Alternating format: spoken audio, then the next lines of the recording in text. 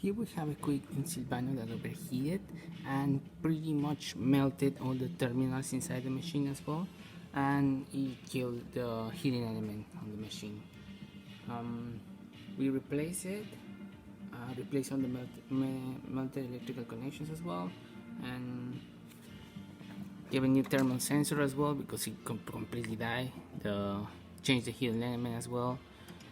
Put it all back together, and now it's working perfectly fine. Let's close up.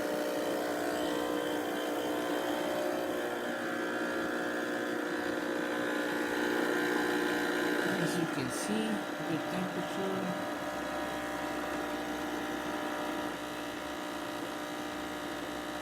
Camera.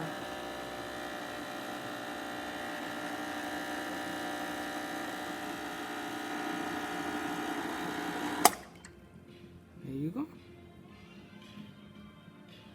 Good espresso. Now let's test the steamer.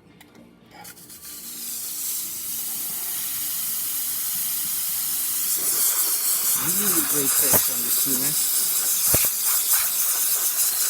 Very good temperature as well.